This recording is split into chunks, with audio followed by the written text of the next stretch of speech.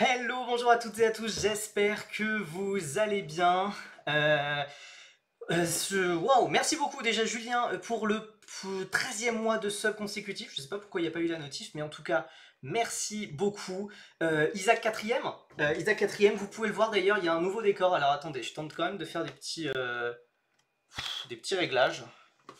Nouveau décor. Nouveau décor, attendez.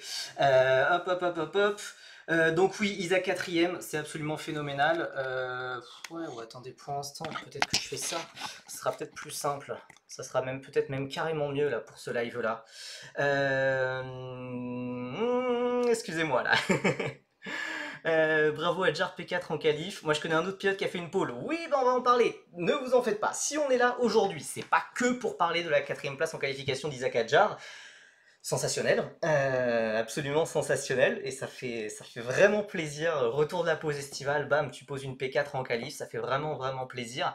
Non, on va parler de plusieurs autres choses, et notamment de l'actualité de la semaine. On va revenir sur des sujets chauds comme Colton Herta, sur des sujets comme Lisa Biard en F1 Academy peut-être. On va faire une petite sorte de pré-course avant la course de F1 Academy qui aura lieu à 17h05 heure française. On ne la retransmettra pas puisque j'ai pas envie de me faire strike par YouTube, par YouTube, par Twitch, par la FOM tout simplement.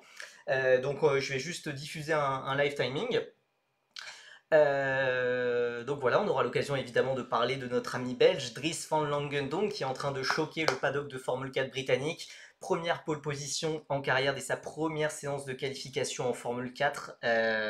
Très fort. Bon, malheureusement sa première course est un petit peu moins bien passée vu qu'il a calé au départ, mais il est quand même remonté très fort. Mais ça va être intéressant de voir ce qu'il va faire demain. Donc voilà, on va avoir plusieurs choses à parler, mais ouais déjà, on peut se poser un petit peu. Isaac Hadjar P4 quoi. Isaac Hadjar P4. Alors attendez, je mets le petit diapo.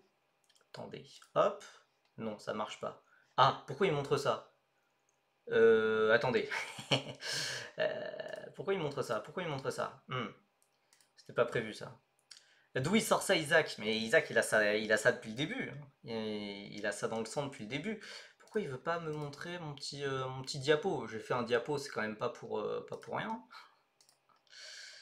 Euh, c'est demain que Isaac est officialisé chez Red Bull. Bah, ça. C'est bien de le faire à ce moment-là, puisque l'air de rien, le mercato Red Bull est quand même, c'est un autre mercato. C'est un mercato qui est séparé des autres. Donc Red Bull, globalement, s'ils vont faire la décision, ils peuvent faire la décision, leur décision de pilote pour 2026 à la mi-décembre. Ils vont pas s'en priver, clairement. Ils vont attendre le plus possible histoire d'avoir toutes les cartes en main. Et pour le moment, ils vont attendre de voir comment ça se passe pour Tsunoda, ils vont attendre de voir comment ça se passe pour Isaac, ils vont attendre de voir comment ça se passe pour Lawson, pour Lindblad en F2 aussi, donc il va y avoir beaucoup de choses, ils vont attendre, mais là en tout cas c'est sûr que pour Isaac, de faire cette qualification là maintenant, t'as Tsunoda qui est éliminé en Q2, t'as Lawson qui est derrière, qui est dans le rétro, t'as Lindblad qui est un petit peu plus, voilà, qui n'a pas roulé de toute façon ce week-end, qui roulera le week-end prochain en F2.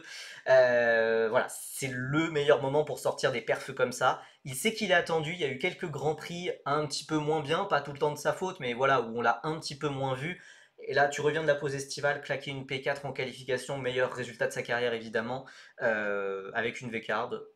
Je- Voilà, et puis en plus Zandvoort, c'est pas n'importe quel circuit, enfin c'est un circuit très technique, c'est vraiment fort de faire ça devant les Mercedes, devant les Ferrari, donc grosse performance d'Isaac.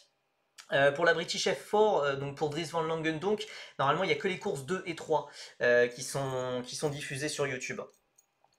Et il a raté la FP2. Oui, Isaac avait raté la FP2 en plus de ça. Des chances de voir Van Langendonk en F4 France ou non? Ah non, absolument pas. Van Langendonk ne passera pas par la F4 France. Non, pas du tout. Ça sera seulement, ça sera probablement de la F4 italienne chez Prema. Il a beaucoup testé avec eux et voilà. Enfin, c'est un pilote qui est très préparé, qui est très soutenu financièrement, qui est soutenu par McLaren en plus. Il va pas aller en F4 française. Ça aurait été sympa pour le championnat, peut-être un peu moins sympa pour nos pilotes français qui auraient pu se retrouver face à lui. Mais F4 italienne comme un certain pilote. Bah, c'est vrai que pour l'instant, les rumeurs envoient possiblement Andy Consani en F4 italienne chez Harris. Double programme avec la British F4, je sais pas. Ça, je sais pas trop, puisqu'il a beaucoup testé avec Prema, il a beaucoup testé avec Rodin aussi, donc on verra. Donc, quel est le programme de ce live? 17h05, la course 1 de F1 Academy. Si vous n'avez pas suivi, c'est Mailleveux qui a signé la pole position. La course 1, là, c'est la course à grille inversée. Donc, ça veut dire que c'est Nina Gadman, aussi pilote néerlandaise, à la maison, qui sera en pole position. Dorian Pain a fait seulement 5e de la qualification et englué un petit peu dans le trafic, notamment sur les 2 derniers tours qualif, sur une piste vraiment séchante, alors qu'elle avait été un moment première de la qualif. Elle s'est retrouvée 12e, elle a réussi, malgré le trafic, malgré le fait d'avoir été bloquée derrière Courtney Crone, elle a réussi à signer le 5e temps, donc elle partira 4e de cette grille, de cette course 1 qu'on suivra tout à l'heure. En attendant, voilà, on revient un petit peu sur l'actualité de la semaine. Pain a expliqué qu'ils avaient été trop frileux sur les setups. Bon, pas forcément. Ok, peut-être, mais pour moi, c'était vraiment surtout le trafic, puisque avant ça, sous la pluie, en tout cas sur une piste humide, Dorian faisait P1, et d'ailleurs, sous la pluie, les campos de Chambers, de Palmowski étaient un peu plus dans le dur, et faisaient une très bonne qualif. Et sur la piste séchante, bah, il fallait faire le dernier tour au bon moment, sans trop de trafic, et malheureusement, elle s'est retrouvée vraiment pile derrière Courtney Road. Bon, euh, voilà. Oui, elle devait avoir le bon setup pour une piste mouillée, mais oui, pas le bon setup ensuite sur la piste séchante. La F1 Academy, on en parlera tout à l'heure. J'avais envie de parler d'un petit peu de sujets. On n'a pas pu faire de live un petit peu pour parler de l'actualité de la semaine. On a fait un grand live avec Anthony Drevet. Merci beaucoup à tous d'ailleurs pour l'accueil que vous avez fait à ce live et à Anthony. C'était très très chouette comme live. Mais du coup, on n'a pas trop pu parler de l'actualité de la semaine. Et j'avais envie de me poser un petit peu plus pour parler notamment de Colton Herta, parce que là, vraiment, c'est en train de brûler. De plus en plus de médias le rapportent. Colton Herta pourrait, a de fortes chances de rejoindre la Formule 2 l'an prochain. A priori, ça a l'air vraiment d'être une possibilité réelle. Il a quel âge déjà? Il a 25 ans. Il a 25 ans. Trop cool, Anthony Drevet, la rediff était trop sympa à regarder. Bah, je suis content que ça vous ait fait plaisir. Mais voilà, Colton Herta a 25 ans et il pourrait aller en Formule 2. Je ressors les citations que Colton Herta a sorties en interview. Franchement, je n'ai pas vraiment de commentaires à faire sur ce sujet. Et quand on lui a demandé si cette réponse assez évasive allait potentiellement faire beaucoup parler, il a répondu: c'est vrai, mais cela fait aussi parler de moi, peut-être même que cela me fait gagner un petit peu en valeur. Et encore pire, il y a le PDG de Cadillac F1, Dan Tauris, qui a dit: ce n'est pas ce dont nous voulons vous parler aujourd'hui, donc il n'a pas infirmé les rumeurs Hertha en F2. Par contre, quand il s'agissait de parler de Christian Horner potentiellement chez Cadillac, là, Dan Tauris a directement infirmé ça. Donc voilà, la porte est ouverte à un départ de Colton Herta en F2. Ouais, Elisa Biard, ouais, je vais en parler tout à l'heure. Mais Colton Herta, dans quel monde? Dans quel monde Enfin, je sais pas. Ou soit ils sont. Enfin, ils, ils pensent que la Formule 2 est un monde simple et un monde facile où tout est simple et où c'est que des petits pilotes, des jeunes pilotes qui doivent encore prouver et tout, etc. Je, je ne comprends pas. C'est un truc à. Je vais pas détruire une carrière parce que je pense que même si ça flop en F2, Colton Herta, c'est quand même par exemple le vice-champion d'IndyCar 2024, hein, même si ça se passe très mal cette année, il est quand même dans le top 10, de peu, mais il est dans le top 10. Quel intérêt? Ça va faire bizarre de Hertha à découvrir Mechachrome. Ouais, rien que ça, et même, enfin, même au-delà des soucis moteurs qu'il peut y avoir, de la fiabilité, des performances parfois un petit peu inégales, euh, le niveau, le niveau, il va devoir découvrir tous les circuits quand tous les pilotes de F2 connaissent les circuits, ou soit parce qu'ils sont redoublants, ou soit parce qu'ils sont triplants, ou soit parce que c'est leur 80e saison comme Richard Verschoor, ou soit parce que même les rookies qui viennent de F3, ils connaissent déjà tous ces circuits. Alors certes, Colton Herta, il a fait 2 ans en Europe, mais c'était en 2016, 2017, quelque chose comme ça, à l'époque en F3 britannique ou en Euroformula, des choses comme ça. Quel bourbier, qu'est-ce qu'il va aller faire là-dedans? Enfin... Et en plus, c'est vrai, même en cas de très bonne année en Formule 2, c'est vrai que, comme Julien Diable le précise, bah, Bottas et Perez, ils ont des contrats pluriannuels, donc des contrats pour 2026 et 2027. Donc ça sera pas non plus le plus simple à faire aussi. Enfin, il y a tellement d'inconnus, il y a tellement de... je vois pas ce que Colton Herta a y gagné. Alors certes, la super licence, il peut y gagner un petit peu, mais dans ce cas, il pourrait peut-être essayer de faire des championnats un petit peu plus simples. Je pense comme ça à la formule régionale Océanie, mais au fur et à mesure que je suis en train de parler ça, je me rappelle qu'il y a une certaine limite. Les pilotes qui par exemple ont fait un certain niveau de compétition, comme de la F2, comme l'IndyCar, en fait ne peuvent pas faire ce genre de championnat, ne peuvent pas faire de formule régionale Océanie, où c'est des points de super licence très faciles à avoir. Donc c'est pas une. Voilà, je me suis rendu compte en même temps que je le disais, mais c'est pas possible. Mais. Mais je sais pas, enfin et surtout, vraiment, on a l'exemple parfait. Il y a Toyota qui veut faire exactement, qui a exactement fait la même chose en emmenant son super champion de Super GT, Super Formula. Il l'amène en F2. C'est pas bon. C'est pas bon. Alors certes, voilà, le moteur de Ritomo Miyata n'aide pas du tout, mais quand même, c'est vraiment compliqué et il a eu du mal à se distinguer, ne serait-ce qu'une seule fois. Il y a eu une qualif qui avait été vraiment pas mal récemment. Euh, il a eu un podium, je crois. C'est tout. Un podium, et encore grâce à une pénalité d'un pilote devant lui, mais sinon c'est un podium en plus d'un an et demi de F2. Voilà. Si ça se confirme, je pense qu'il irait chez Dams ou Prema, juste des vibes. Je sais même pas vraiment. Alors, euh, les sources qui relatent un possible transfert de Hertha en F2, elles sont crédibles, elles sont solides, c'est des personnes vraiment bien informées du paddock américain qui en parlent. Maintenant, dans quelle équipe? Puisque le mercato F2 est quand même pas mal avancé déjà, donc après, pour une équipe de signer Colton Herta, enfin voilà, ça serait une opportunité médiatique, évidemment, t'as l'un des meilleurs pilotes d'IndyCar qui arrive en F2, enfin bon voilà, ça serait exceptionnel, je pense qu'il amènerait beaucoup d'argent, que Cadillac et Andretti le soutiendraient très fort. Pour une équipe, évidemment que ça serait très bien de le prendre, mais je sais pas, Colton Herta, à la rigueur, il va chez Invicta dans la meilleure équipe du championnat, pourquoi pas? Mais si c'est pour aller dans une autre équipe qui n'est pas au sommet, je... il a couru sur ces circuits en 2016, Spa, Silverstone, Red Bull Ring, Monza, Barcelone et Austin. Oui, enfin Austin, la F2 n'y va pas. Mais oui, enfin, il a roulé sur quelques circuits il y a 10 ans. Parce que du coup, on sera en 2026, c'était il y a 10 ans. Il n'aura pas de place en 2027, je comprends pas. Bah, il n'aura pas de place. Bah, attends. Il a fait quoi en junior, Colton Herta? Bah, attendez, je vais essayer de vous retrouver ça. Je vais essayer de vous retrouver ça. Mais globalement, enfin, c'est un pilote qui a toujours brillé aux États-Unis. Attendez, je vous mets. Clac? Non, chut, il a pas aimé. Putain, c'est nul ça. Bon, tant pis.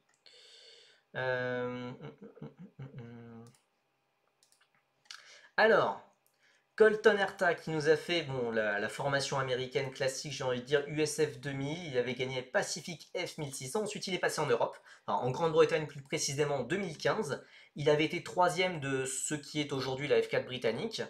Et il est ensuite passé en Europe, troisième d'Euroformula avec Carlin.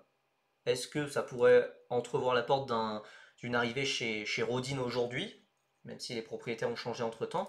Troisième d'Euroformula, donc avec Carlin, ses coéquipiers étaient des pilotes très méconnus. Et donc il avait fini derrière Pulcini et Habsbourg. Pulcini et Habsbourg qui... ils étaient dans quelle équipe Pulcini et Habsbourg? Bah écoutez, je les trouve même pas. Pulcini qui était chez Campos. Et Habsbourg, purée, je le vois pas. Oui, notre prince d'Autriche-Hongrie, Drivex. Drivex, donc même pas spécialement des équipes dominantes. Donc ouais, Colton Herta qui a fait troisième, qui a eu plusieurs week-ends forts. Mais voilà, troisième d'Euroformula, ça t'ouvre pas spécialement beaucoup, beaucoup de portes. Et donc du coup, il est retourné aux États-Unis en Indy Light, ça s'est très bien passé. Troisième directement, vice-champion l'année d'après, et ensuite monté en IndyCar. Et en IndyCar, ça partait très très bien. Voilà, septième, troisième. Et c'est à partir de ce moment-là qu'il y a eu les rumeurs en F1. Et à l'époque, il avait 20 ans. T'as un pilote qui fait troisième d'IndyCar sur sa deuxième année. Ça paraît logique. Enfin, tu peux comprendre l'idée.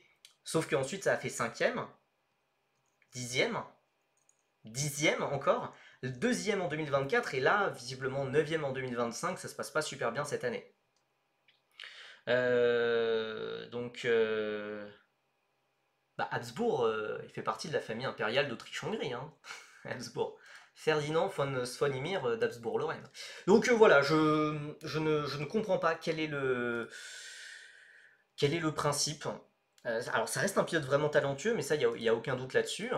Mais enfin, c'est lui faire plus de mal qu'autre chose de l'emmener là-bas en F2, hein. Enfin, c'est... Je comprends pas. Enfin, théoriquement, en plus, si vraiment la volonté c'est d'avoir juste les points de super licence, tu restes en IndyCar, tu fais quelques top 10, top 5 au championnat. Il a encore sa deuxième place de 2024 qui lui rapporte 30 points. 30 points, c'est les trois quarts de la super licence. Donc il lui manque pas grand chose. À la rigueur, tu fais quelques FP1 avec Cadillac, justement, qui arrive en 2026. Et ta super licence, tu peux l'avoir presque. Donc, quel intérêt de quitter l'IndyCar pour aller en F2? C'est vraiment penser que la F2 va être beaucoup plus simple, que ça va être beaucoup plus simple d'avoir un gros résultat au championnat. Et bah non, enfin non, voilà, on a le parfait contre-exemple avec Rito Momiyata et voilà, ouais, ce projet est vraiment bancal, mais il vient de sources sérieuses et ça a l'air de se préciser. Maintenant, je sais pas avec quelle équipe. Voilà, et donc il a fait 2 saisons en Europe chez Carlin. Est-ce que ça peut être donc avec Rodin? Je sais pas. Est-ce que ça peut être avec Prema? C'est vrai que Prema a quand même quelques liens avec ses sponsors Andretti, avec Andretti, avec Gainbridge, notamment avec Sébastien Weldon en F4 italienne. Imagine Trident, non mais Cadillac ils vont pas le mettre dans la pire équipe non plus. Mais je, voilà, je suis assez désabusé et bon, voilà, pourquoi faire quand tu peux juste le garder en IndyCar, lui faire quelques FP1, voilà. Mais en tout cas, visiblement, la porte est grande ouverte à un départ en F2, quoi. Donc, hop, hop, je suis en train de me perdre avec mes deux écrans là. Donc voilà, je sais pas ce que vous en pensez, mais moi personnellement, Colton Herta, je n'y crois. Enfin, c'est juste aller détruire sa carrière pour pas grand chose, puisque tu peux juste rester au même endroit, quoi. Évidemment, il y a d'autres sujets à aborder. Moi, j'avais envie de revenir. On en avait quasiment pas parlé en live, mais de notre pilote français qui nous a fait vibrer cet été. Je trouve que ça décrédibilise l'IndyCar en plus. Bah oui, oui, vraiment. Toute la crédibilité de l'IndyCar va reposer sur Colton Herta. Si Colton Herta se plante, c'est une claque immense pour l'IndyCar. Euh, voilà. Et imaginez que le Tannerta il fait 15e en F2, bah ça voudra dire, ah bah ça veut dire que les pilotes d'IndyCar c'est pas si fort que ce qu'on pense, et voilà. Alors que c'est. Il y a plein d'autres paramètres qui rentrent en compte, mais voilà, ce sera l'analyse facile à avoir, quoi. Donc, donc énormément de pression sur les épaules de Colton Herta s'il passe en F2, quoi. Bonjour tout le monde, j'ai pas loupé trop de choses. Salut Rest to Glory. Alors je sais pas c'est lequel de vous trois, vous quatre, non vous trois, qui est derrière le compte. Mais non, t'inquiète, on vient de lancer le live. On a un petit peu parlé d'Isaac, de son exceptionnelle qualification, de son très bon timing. Et si Palou va chez Red Bull? Ouais, a priori, voilà, ça a l'air d'être passé. C'était la rumeur du début de semaine, mais visiblement, non, on a l'air d'être passé à autre chose. Il se pourrait même que les rumeurs aient été lancées par l'un des agents d'Alex Palou lui-même. A priori, non, Red Bull, ils ont pas l'air dans ce délire-là. Et non, le baquet chez Red Bull devrait se jouer entre Tsunoda et Hadjar. Peut-être Lawson, peut-être Lindblad, mais c'est encore plus hypothétique. Et visiblement, c'est Isaac Hadjar qui semble vraiment le favori. Et de faire une quatrième place en qualification à ce moment-là, magnifique.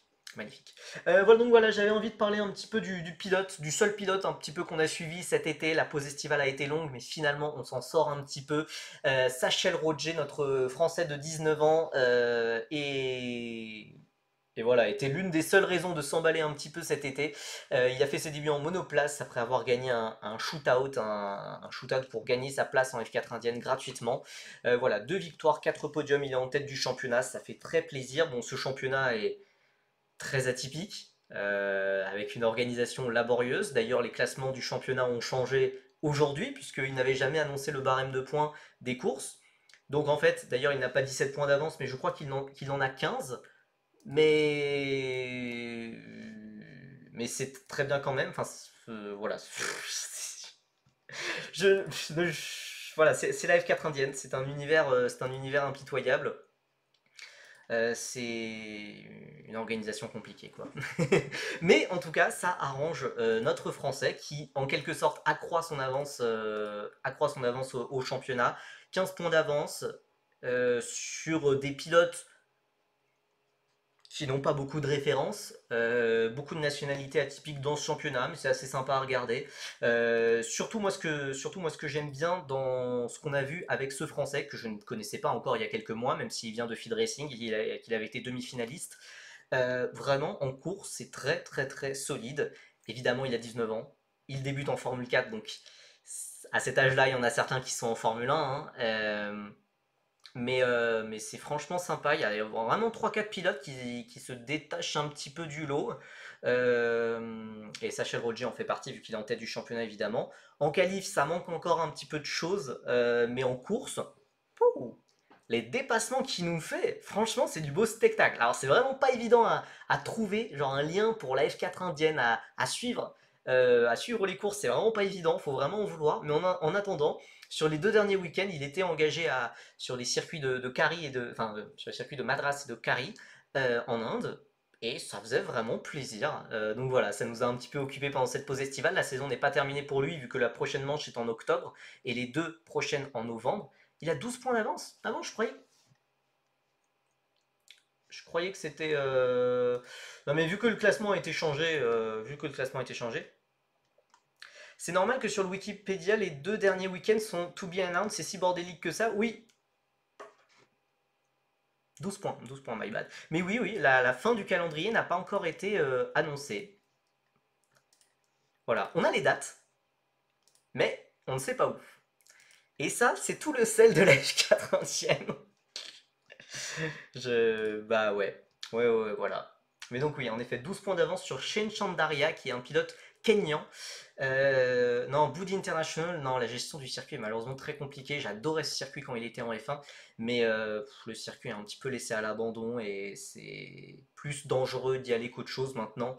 Mais j'adorais ce circuit. Moi, franchement, enfin, évidemment, en dehors de mes origines indiennes, enfin, c'était l'un des circuits que j'adorais quand j'étais petit. Il n'y a eu que trois éditions, mais c'était génial que la F1 aille en Inde. Il y a un marché énorme, mais voilà, l'organisation, c'est compliqué. Le gouvernement met beaucoup de choses met beaucoup de bâtons dans les roues aussi. Au niveau des taxes, etc., c'est vraiment pas évident du tout. Alors la Corée, j'aimais moins. La Corée, j'aimais moins, même si l'organisation était tout autant bordélique. Le Grand Prix d'Inde, c'est le seul circuit où je n'ai aucun souvenir. Non, je me rappelle, en plus, Grosjean avait fait un podium en 2013. Il y avait Raikkonen qui commençait à péter des câbles puisque Lotus commençait à lui mettre à l'envers. Et Vettel était à son prime et dominait tout. Euh, Globalement, moi, c'est ça comme souvenir. J'ai surtout le Grand Prix d'Inde 2013 où Raikkonen pète un câble contre Lotus. Je crois qu'il y a une radio qui vient de là, mais. Enfin, un mème d'une radio de Raikkonen. Bon, bref, visiblement, ce circuit, malheureusement, est un petit peu à l'état d'abandon et c'est bien dommage. Donc voilà, Sachel Roger, voilà, 19 ans en F4, certes, mais vraiment, c'est un avenir de pilote professionnel qui est en train de se créer. C'est plutôt un pilote qui voit vers l'endurance, qui voulait faire des courses en Ligier, en LMP3 ou ce genre de choses. Et c'est probablement là qu'il ira plus tard. Mais en attendant, il est vraiment en train de prouver sa valeur. Et j'espère qu'il pourra chercher un petit peu des sponsors supplémentaires pour le soutenir là-dedans. En tout cas, voilà, très content de lui. Et puis, ça faisait vraiment plaisir à voir sur les podiums. Vraiment très très joyeux de chanter la Marseillaise, d'être sur la plus haute marche du podium, d'être là. Il n'a rien à faire là, il n'a rien à faire dans un championnat de Formule 4 en Inde, mais il est là, il kiffe, et il nous fait kiffer aussi, donc c'est assez chouette. Il y avait aussi, on en a un petit peu parlé sur Twitter et sur Blue Sky, le championnat de France FFSA Junior de karting qui s'est terminé le week-end dernier à Anneville en Normandie. C'était un très très beau week-end de course. Alors j'étais pas sur place malheureusement, mais voilà, il y a plusieurs pilotes qui se sont distingués, plusieurs pilotes dont vous pouvez noter les noms pour les prochaines années, puisque je pense qu'on en reparlera. On en reparlera l'an prochain, on en reparlera un peu plus tôt, puisque c'est aussi des pilotes, pour certains, qui sont engagés à l'international en karting. Matteo Rivals, qui avait été vice-champion l'an passé et meilleur rookie, cette fois a été champion. Il a éclaté le championnat, hein. Il a encore gagné, il a encore tout gagné ce week-end. pilote occitan, pilote du département de l'Aude, donc dans le sud. La meilleure saison d'un pilote depuis Esteban Masson en 2019. Donc c'est quand même assez solide. Maintenant, c'est un pilote qui est né en juillet 2011. Donc théoriquement, il devrait attendre juillet 2026 pour passer en F4. Donc je ne sais pas trop quel sera son programme. Est-ce qu'il... Voilà, qu'est-ce qu'il va faire l'an prochain? Je ne sais pas exactement. Donc voilà, parce qu'il y a aussi la FFSA a aussi fait avec Arthur Dorisson et Lisa Billard, ils les ont fait juste tester de la F4 en attendant qu'ils aient 15 ans.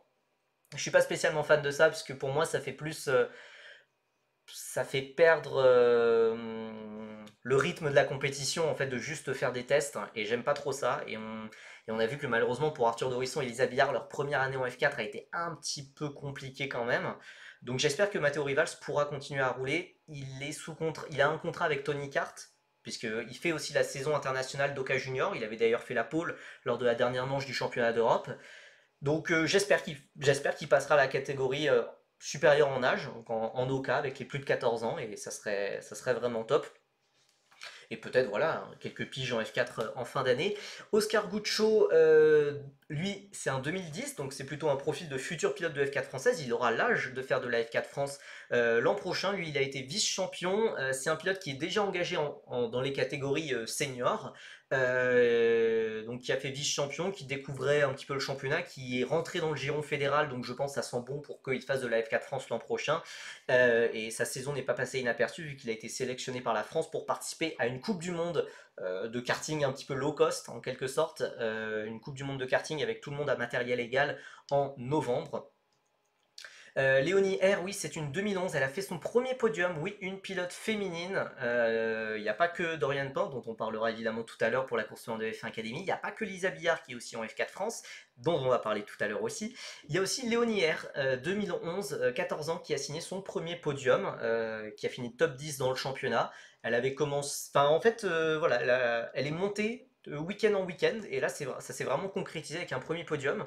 Donc ça fait vraiment plaisir. A priori, elle devrait faire une deuxième saison dans le championnat où je pense qu'elle essaiera de jouer le titre, de jouer les premiers rôles.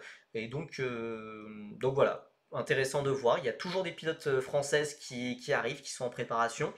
On peut glisser aussi un petit mot sur Julia Monlor, d'ailleurs aussi, jeune pilote Mercedes, qui est aussi engagée dans ce championnat. 2 ans plus jeune, donc c'est une 2013, c'était l'une des plus jeunes du championnat. Ça a été plus compliqué pour elle. Elle a fini 21e au championnat, elle a fait 12e du dernier week-end. Elle a été notamment invitée par Canal+ pour ce week-end pour un petit peu co-commenter avec Arnaud Rakoto et Théophile Nael le Grand Prix des Pays-Bas. Donc c'est une chouette opportunité pour elle, mais voilà, elle reste très très très très jeune. Donc il faut lui laisser le temps de grandir. Mais donc voilà, en vrai, je me tâte à aller regarder Canal Plus Kids pour voir un petit peu bah, justement comment se débrouille Théophile Naël aux commentaires, comment se débrouille Julien Moulor. Je sais pas trop, j'ai jamais regardé ça. Du coup, voilà, j'ai bien envie de voir ce que ça va donner, même si voilà, pour Julia Monlor, évidemment, l'essentiel, ça sera de voir ce qu'elle va faire l'an prochain. Est-ce que Mercedes est toujours avec elle? Est-ce que. Juste envie de voir Naël commenter une course. Ouais, je suis intéressé de voir. Je sais pas à quel point il sera à l'aise. Il y a des pilotes qui sont plus ou moins à l'aise avec les médias. Je pense que Théophile, il peut être assez à l'aise, hein. Euh, Tu vois, par exemple, je vois moins Sandro, je vois moins Justy dans un rôle de consultant.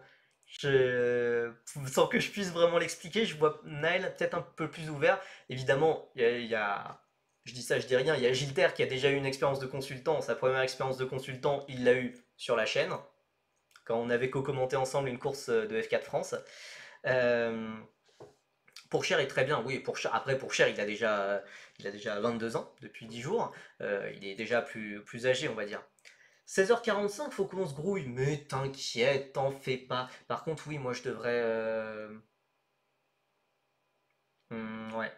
Ouais, je devrais mettre le lien quelque part, enfin pour que moi je vois si eux ils lancent le stream. Par ailleurs, pour la F1 Academy tout à l'heure, moi je vais regarder via YouTube. Je vais pas tant regarder avec Canal+. Je vais regarder sur le lien YouTube que je ne retransmettrai pas puisque je pense qu'on va se faire strike par la FOM si on fait ça. Hop, oui, 14. Oui, non. Non, a priori, vraiment, on a le temps, hein. Vraiment, on a le temps. Ok. Donc voilà, vraiment plusieurs pilotes à suivre pour l'an prochain. On a vraiment une très très belle génération. Surtout génération 2011, vraiment 2011. Il y a des pilotes qui sont dans ce championnat, il y a des pilotes qui sont déjà dans d'autres championnats. Maël Le Marchand, Lucas Sell, Louis Baziret, etc. Il y a beaucoup beaucoup de monde. Après un petit creux entre 2009-2010 où il y a un petit peu moins de monde, en dehors d'Alexandre Munoz, en dehors de Lisa Billard, en dehors de Andy Consani. Thomas Pradier aussi. Voilà, génération 2011 très très riche en talent, donc j'ai hâte de voir ce que ça va donner l'an prochain notamment. On n'en a presque pas parlé, mais voilà, j'avais envie quand même d'évoquer le fait que, justement, en plus on va parler de F1 Academy tout à l'heure, ça avait été compliqué pour la championne 2023 de F1 Academy, Marta Garcia, qui avait fait de la Freca ensuite. Voilà, ça avait été très laborieux malheureusement pour elle. Par contre, pour la championne 2024, Abby Pouling, qui est montée en GB3, ça se passe mieux. Elle a signé son premier podium. Certes, c'était une course à grille inversée, mais elle partait quand même quatrième. Donc, l'air de rien, il fallait aller chercher ce podium. Alors, Nitram Nitrin, je te vois avec ton commentaire un petit peu sceptique, ton commentaire un petit peu aigri. Mais à l'époque, où ce Daniel Mavliutov, qui était un très mauvais pilote, enfin en tout cas voilà, un pilote très, pas très bon, voilà, faut rester poli, faisait des podiums. À l'époque, c'était toute la grille de GB3 qui était inversée. Genre, tu pouvais te qualifier dernier et 25e, bah tu partais quand même en pôle. Et il suffisait de voilà 3-4 safety cars, et du coup, bah tu pouvais garder ta première place. Oui, Tommy Smith aussi pareil, mais cette année, et même depuis l'an dernier, c'est le top 12 seulement qui est inversé, si je ne dis pas de bêtises. Et donc, bah, la grille inversée fait un petit peu plus de sens aussi, il y a aussi moins de safety cars, les courses sont un petit peu plus représentatives. Donc Abby Pouling est devenue la première femme sur un podium en GB3, 7 ans après le podium de Jamie Chadwick en F3 britannique. Ouais, grille entière inversée, la dinguerie. Oui, bah du coup, ça faisait on avait que des safety cars tout le temps, hein. Enfin, c'était débile. Enfin, le principe était rigolo, mais voilà. Enfin, on sait comment ça se passe, des pilotes aussi jeunes. Voilà, encore GB3 ou F3 en 2026 pour Pouling. Visiblement, il n'y a pas trop de discussion pour la F3. Moi, je ne l'ai pas trop entendu sur des sièges de F3. Je sais que chez Rodin, j'ai entendu, on pourrait peut-être retrouver un Christian Ho que je voyais dans d'autres équipes. Christian Ho pourrait aller chez Rodin. Alex Ninovic, qui est largement en tête du championnat, qui s'est d'ailleurs bien envolé le week-end dernier, qui est un petit peu le nouveau Louis Sharp en quelque sorte, même si je trouve Louis Sharp bien meilleur. Voilà, Alex Ninovic pourrait aussi rejoindre. J'ai un petit peu moins d'infos sur Rodin, puisque c'est une équipe que je connais moins bien, donc j'ai moins de contacts là-bas. Voilà, on peut imaginer une nouvelle saison de F3 pour Louis Sharp. Excellent talent, mais complètement passé à côté de sa saison. C'était qui le troisième pilote dont tu parlais pour MP? Bah, je peux toujours pas trop le dire parce que j'ai pas trop réussi à le confirmer ailleurs. Voilà, mais ça serait un pilote redoublant, mais je sais pas trop si ça va se faire puisque j'ai eu qu'une seule source qui me l'a dit, donc voilà, je sais pas trop. Donc voilà, Abby Pouling, c'est une ambassadrice Rodin. Elle a vraiment signé un contrat avec Rodin en plus de son contrat de pilote de course.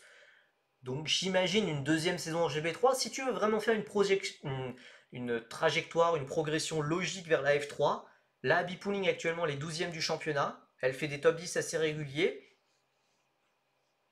Si tu veux faire quelque chose de logique, tu fais une deuxième saison de GB3 et selon le résultat, tu vois si elle mérite la F3 ou pas. Actuellement, c'est trop tôt. Peut-être qu'avec plus d'expérience, ça pourrait le faire. À voir. Maintenant, je pense que Abby Pouling à terme, ça va être compliqué quand même de passer à la F3. C'est peut-être un petit peu léger. Même si c'est bien ce qu'elle fait, c'est peut-être pas très bien. Et donc, voilà, on peut. En tout cas, c'est bien meilleur que les précédentes expériences de pilote féminine qu'on a vues, comme Marta Garcia en Freca, Bianca Bustamante qui est aussi passée en GB3, c'est une catastrophe aussi. Voilà, Abby Pouling se débrouille bien. Maintenant, c'est peut-être pas assez pour vraiment mériter à la F3. En même temps, la F1 Academy ne prépare pas vraiment. Après ça, oui, voilà, la F1 Academy, c'est un championnat de F4 et c'est des F4 simplifiés, c'est des F4 comme les F4 italiennes, mais un petit peu modifiées pour qu'elles soient un peu plus simples à piloter, alors qu'il n'y a pas besoin de ça, parce que certaines pilotes arrivent à gagner dans des F4 normales, comme d'ailleurs Dorian Pain l'avait fait aux Émirats Arabes Unis à l'époque, en 2024. ou en Asie du Sud-Est, ou voilà. Ben, ça retourne en endurance l'an prochain. Alors, vous sautez un petit peu quelques sujets, mais oui, d'ailleurs, on va devoir un petit peu se presser. Finalement, on va devoir un petit peu se presser. Évidemment, on en a parlé un tout petit peu sur le début du live. Dries Van Langen, donc, le jeune pilote belge de 15 ans, bon anniversaire à lui. Jeune pilote McLaren, champion d'Europe de karting, champion du monde de karting, qui a fait déjà les premiers essais à la fois avec Prema en F4 italienne, à la fois avec Rodin en F4 britannique. Il est arrivé ce matin, il s'est dit tiens, je vais faire une pole. Voilà. Pole dès sa première séance de qualification. Driss, je ne suis pas juste dans le train, j'ai carrément construit la gare. Mais ça, on peut te le reconnaître, hein, ni tram ni train. Après avoir mangé votre pain noir pendant des années, finalement, la Belgique commence à avoir des très très gros espoirs qui arrivent. Et très honnêtement, voilà, Van Langen donc, au vu de la préparation, au vu du budget, au vu du talent, on est sur un potentiel futur Slater, un potentiel futur Antonelli. Bon, même si Antonelli, ça se passe un petit peu moins bien actuellement en F1, mais ben, vous voyez ce que je veux dire. En tout cas, ce genre de crack qu'on pourrait retrouver rapidement en Formule 1. Maintenant, il y a beaucoup d'autres étapes entre temps, mais voilà, la première pole qu'il fait là, dès sa première qualif, c'est énorme. C'est juste énorme. Alors évidemment, il a calé sur la première course, mais il est remonté assez fort quand même pour faire beaucoup de dépassements. Moi j'ai vraiment envie de voir ce que ça va donner. La course 2, il part je crois 12e. Course 3, il part en première position. Il est ok financièrement. Ah, financièrement, t'inquiète pas, hein. Financièrement, t'inquiète pas. Surtout avec McLaren en plus qui va l'aider. Van Langendong, il sera très très bien. Donc non, voilà, c'est. Vous avez de la chance. Voilà, vous avez de la chance. Alors, vous n'avez pas. Enfin, il n'y a pas beaucoup d'espoir, mais les espoirs belges qui sortent actuellement, ils sont extrêmement, extrêmement talentueux. Donc voilà, c'est à suivre de très très près. Et Van Langen, donc, oui, lui, il a le budget. Thibaut Reimakers, j'ai pas trop d'informations pour lui à son sujet. Normalement, ça doit passer en F4 l'an prochain, mais j'ai moins d'informations. Mais lui aussi, gros, gros, gros talent. Mais d'ailleurs, en fait, le fait que Dries Van Langen donc arrive sur sa première qualif et fasse des perfs comme ça, fasse la pole directement du premier coup, bah, c'est un peu la piquette pour tous les autres pilotes. Tous les autres pilotes qui font le championnat d'habitude. Donc Fionn McLaughlin, par exemple, bah, qui est en tête du championnat, qui est jeune pilote Red Bull. Il fait une très bonne saison, mais là, bah, tout à coup, il y a un pilote qui arrive dans une autre équipe. McLaughlin est chez Hightech, Van Langen donc est chez Rodin, et là, bam, il fait directement la pole. Donc, bon. Pas de quoi les jalouser, on a Deligny et Consani. C'est pas exactement le même niveau. Alors Deligny et Consani, je pourrais les mettre au même niveau que Rainmakers, mais là, Van Langen, donc, je le mets dans une autre catégorie, puisqu'il y a aussi vraiment budget, préparation, etc. Ça le fait rentrer dans une autre catégorie où potentiellement le chemin vers la F1 peut être tout tracé avec lui. Strauven, Aikemans, Rainmakers, pour moi, c'est d'autres. Enfin voilà, c'est des pilotes qui peuvent être comparés à des talents français qu'on a nous. On a qui chez les Français à son niveau? C'est dur à dire puisqu'il n'y a aucun Français qui a été dans les meilleures équipes, qui a été dans ce niveau de préparation là, enfin voilà, il y a aucun Français qui peut entrer à l'heure actuelle dans cette catégorie Slater, Antonelli et peut-être Van Langen donc. Il n'y a aucun Français qui est dans ces conditions-là. Peut-être qu'en talent pur, il y en a qui sont meilleurs que lui, peut-être, mais on peut pas le savoir. Euh, donc, euh, donc voilà. Je sais pas trop, mais voilà, Van Langenau qui peut avoir la voie toute tracée vers la Formule 1 très clairement. Et côté français, on n'a pas de pilote pour lesquels les choses sont aussi limpides et aussi évidentes, quoi. Voilà.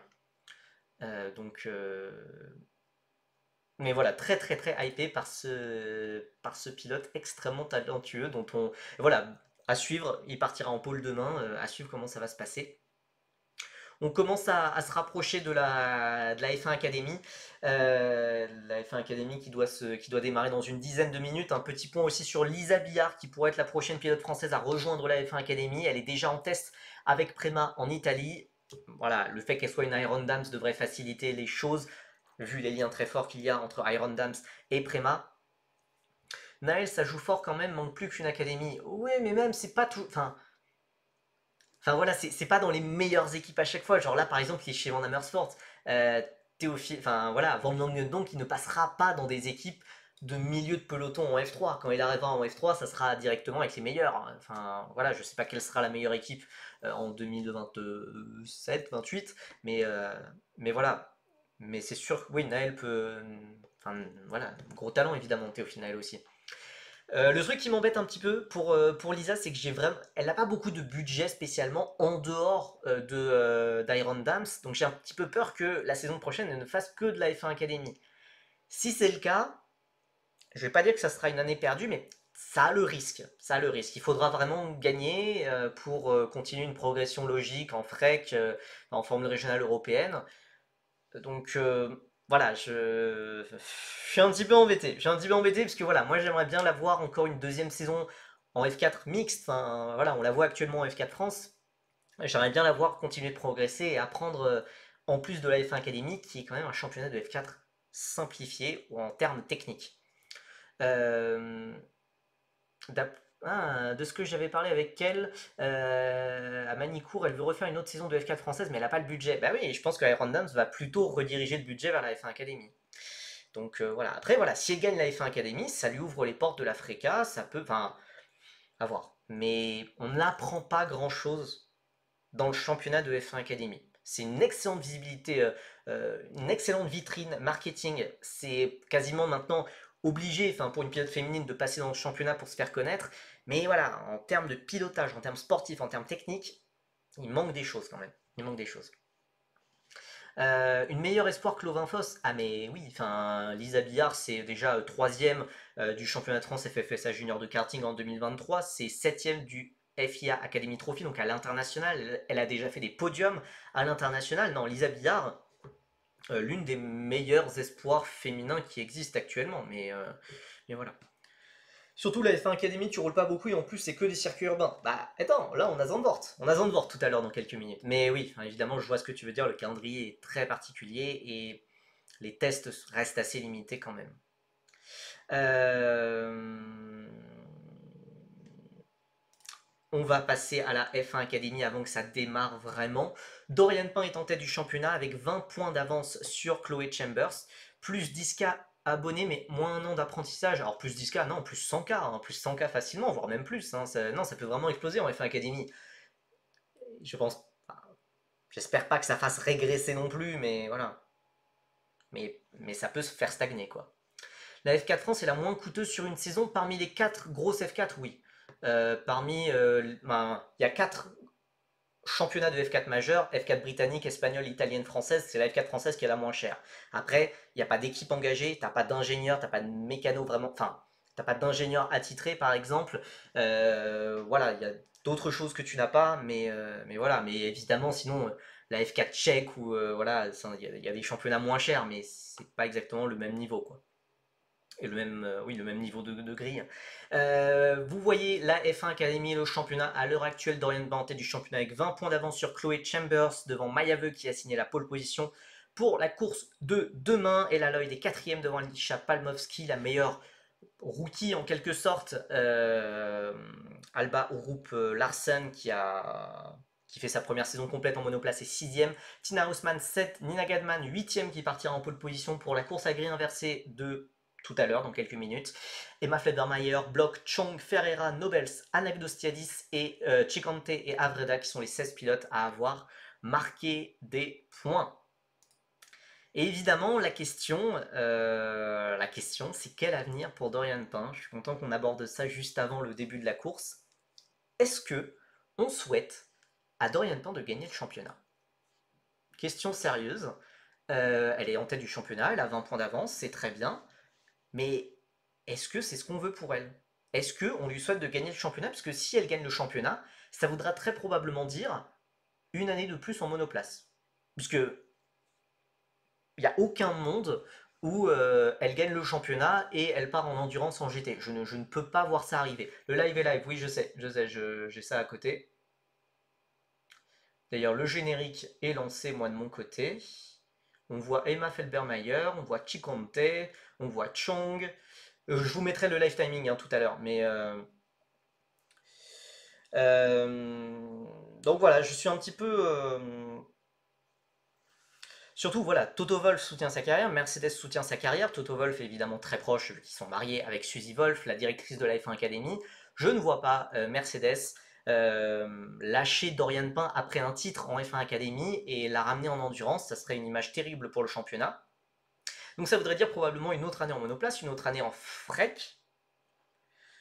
Avec Prema, j'imagine aussi.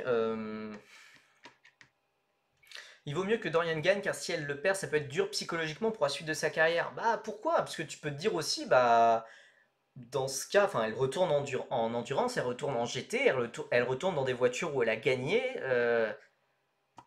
Je sais pas, plus le temps passe, plus je me dis, purée, ça va pas dans la bonne direction, la carrière monoplace.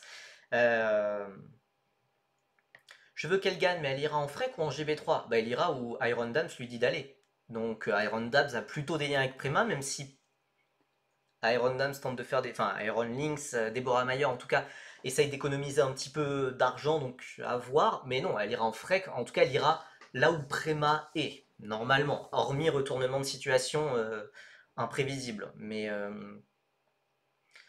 en F4 italienne, ouais, non mais enfin. Enfin voilà, c'est le risque. C'est le risque. Prema Indy Next. Ah, bah en vrai, ça pourrait être sympa, hein. Enfin, en tout cas, j'aimerais bien l'avoir avec une nouvelle voiture. Ce qui sera le cas de toute façon en 2026, vu que la Freca va changer de voiture. Campos et. Ouais, pour moi, voilà. Dorian Pain a certes 20 points d'avance au championnat, mais le championnat est loin d'être fait. Il reste 3 manches. Et surtout, Campos est vraiment l'équipe dominante depuis quelques week-ends, donc elle s'en sort vraiment, vraiment, vraiment bien, je trouve, d'être 20 points, d'avoir 20 points d'avance, puisque Prema est un peu plus en galère actuellement. Écoutez, je pense qu'on va passer sur le stream. On va passer sur le stream, si vous voulez. Voilà, j'avais publié tous les horaires du week-end de toute façon sur Twitter et sur Blue Sky, donc vous pouvez les retrouver là-bas. Maintenant, alors, je m'arrange pour diffuser la bonne chose à l'écran. Alors, on voit déjà la grille de départ. Attendez, je vous montre déjà le live timing. Le live timing. Le live timing, il est là. Très bien.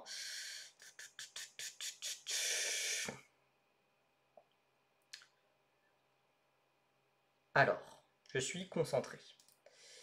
Hop, hop. Pas en indie. En vrai, ça pourrait être sympa de voir ce qu'elle pourrait faire aux États-Unis, ouais, je sais pas. Hop. Voilà. Nous avons donc ceci.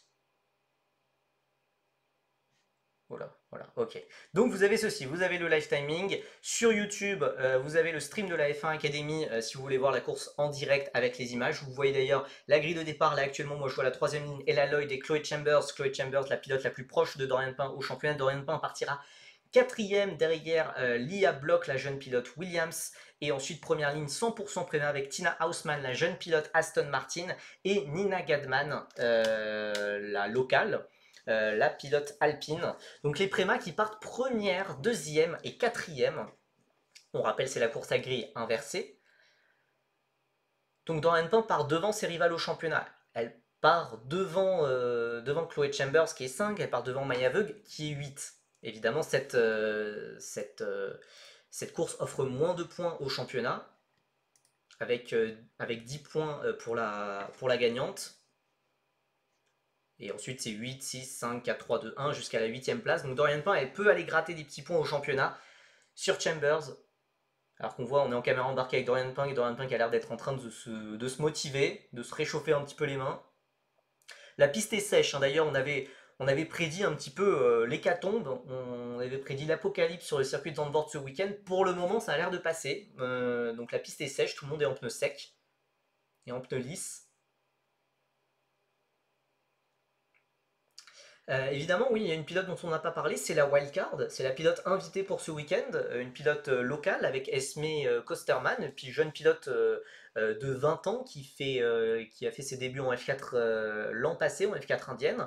Elle a fait quelques piges aussi en F4 britannique, pas spécialement remarqué, mais là, Esme Kosterman s'est qualifiée en une très très bonne 9ème place, c'est je crois la meilleure qualification d'une pilote wildcard. Donc elle a manqué la... Ouais, voilà, c'est ça. Elle a manqué la pole position pour la grille inversée d'un souffle, puisque la pole position pour la grille inversée, c'était la 8e place en qualification, 8e place qui a été prise par sa compatriote Nina Ganman. J'aurais préféré voir Annabelle Brian en wildcard, mais bon, elle n'avait pas fait le week-end en F4 britannique à Zandvoort. Oui, alors il faut savoir aussi que, exactement, il y a beaucoup de pilotes engagés en F1 Academy ce week-end qui étaient en F4 britannique à Zandvoort, qui utilisent donc le même circuit. Ça n'a pas été le cas notamment de Dorian Pain, pas le cas de Maya Veug, pas le cas de Chloé Chambers, mais ça a été le cas par exemple de Ella Lloyd. Ella Lloyd qui part depuis la 3e ligne, qui part depuis la 6e position et qui avait fait podium cette année en F4 britannique. Maya Veug va faire quoi en 2026? Très bonne question. Maya Veug qui joue le titre, hein, qui est 3e au championnat. Pas forcément évident parce qu'elle est en monoplace depuis pas mal de temps. Est-ce que l'Eurocup 3, oui, ça peut être une option chez MP Motorsport. Pain, elle a fait la Freca à Zandvoort, oui, mais ça s'était pas spécialement très très bien passé, on va dire. Oui, l'Eurocup 3 peut être une option, et en tout cas pour le moment, il n'y a pas forcément de choses, de programme qui se dégagent pour Maya Veug. Ah oui, on a porté la poisse à la wildcard d'Esme Kosterman qui va devoir partir depuis la voie des stands. Son ingénieur qui lui dit qu'ils lui expliqueront plus tard pourquoi. Alors, pour une infraction au niveau du départ, au niveau de la procédure de départ, c'est un petit peu bizarre. Et ben, en tout cas, ce n'est pas aujourd'hui qu'on aura les premiers points d'une pilote wildcard cette année. Ouais, Percy Jinx, bah écoutez, ouais. Ouh, et là, il y a Courtney Crone. Non, c'est pas Courtney Crone, là, c'est Johanna Chicon. C'est Aiva Anagnostiadis, pardon, déjà en grosse difficulté en qualification, hein, qui était partie à la faute et qui n'a d'ailleurs pas pu signer de chrono. Non, c'est Aiva Anagnostiadis. Merci beaucoup, Kimi63, pour ces 12 mois de sub consécutifs. Un an de sub. Eh, c'est. Ouais, un an. Un an, un an. Et tu célèbres ça avec une course de F1 Academy, ça c'est beau. Anagnostiadis, on n'a pas vu ce qui s'était passé, mais ouais, a priori, tête à queue, toute seule, visiblement. Elle partait dernière. Il va falloir qu'elle fasse vite pour rattraper le peloton, parce que là, toutes les pilotes, ou presque, sont dans le banking du dernier virage. Et on voit Kosterman ouais, rentrer dans la voie des stands avec cette belle voiture violette couleur, enfin sponsorisée par TeamViewer. Saison compliquée hein, pour Hightech qui démarre, qui a rejoint le championnat cette année, qui n'a pas le line-up le plus clinquant sur la grille de départ, loin s'en faut, et qui pointe à la dernière place au classement du championnat équipe. Alors est-ce que Esme Kosterman va pouvoir redémarrer? Oui, alors elle est arrêtée à son box. On a l'air de vérifier quelque chose à l'arrière droit. Est-ce que ça peut être une roue mal serrée? En tout cas, le drapeau vert est agité. Au fond de l'écran, les feux s'allument. On va surveiller Dorian Pain depuis la 4e place avec la voiture livrée Mercedes. On est parti. C'est un excellent départ en tout cas de Nina Gadman qui va s'échapper déjà toute seule en tête.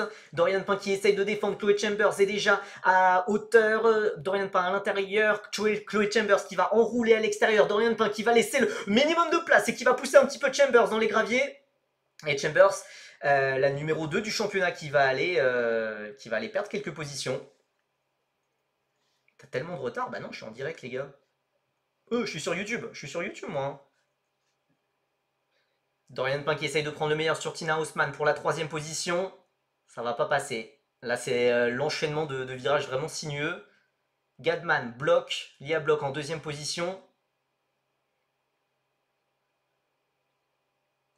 Et c'est Tina Haussmann là qui fait le bouchon vraiment en 3e position. Jumpstart Pain? Pourquoi? Non? Je suis également sur YouTube, mais elles sont au secteur 3. Waouh, exceptionnel. Oh, attention. Ouais, alors attendez, je vais essayer de me remettre en direct, mais moi, il me dit que je suis en direct, donc je suis un petit peu embêté. Ouais, belle bataille en tout cas pour la 5e place entre Maya Veug et la Lloyd. Attention, Maya Veug. Je vais essayer de mettre. Je vais essayer d'accélérer, de revenir en direct. Je fais la technique du x2, vous en faites pas, c'est ce que je fais. C'est ce que je fais. Ouais, elles sont rapides. Ouais, c'est vrai que j'avais du retard. Ok, ok. Ça se pourrait. Et ben, en même temps, pourquoi YouTube me dit que je suis en direct alors? Alors qu'il y a une crevaison pour Chloé Chong. Ouais, crevaison. Vous en faites pas. Là, normalement, je suis en direct. À voir s'il peut. Normalement, il n'y a pas vraiment de consigne d'équipe hein, en formule de promotion. Mais donc là, on attaque le 2e tour. Oh, Maya Veug qui tente un petit peu de loin au premier virage sur Ella Lloyd. Ella Lloyd qui va garder La trajectoire préférentielle sur l'extérieur. Mayaveau qui sait qu'elle peut marquer des points. En plus, la Chloé Chambers est tombée à la 8e place.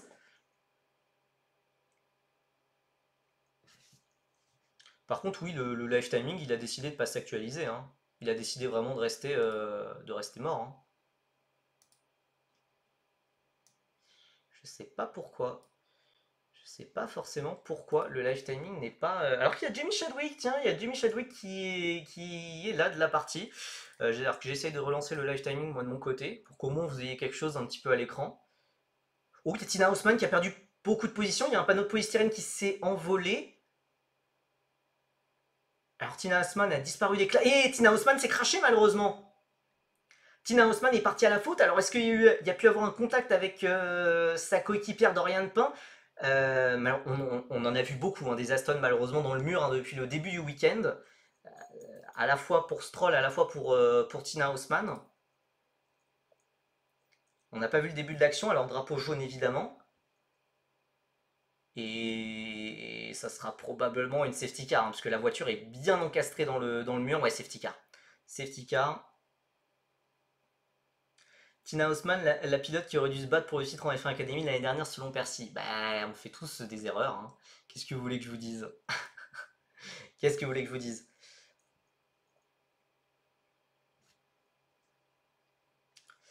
Mais c'est vrai qu'elle sortait d'une saison de F4 italienne qui avait été vraiment prometteuse. Donc, chez AKM, l'une des pires équipes.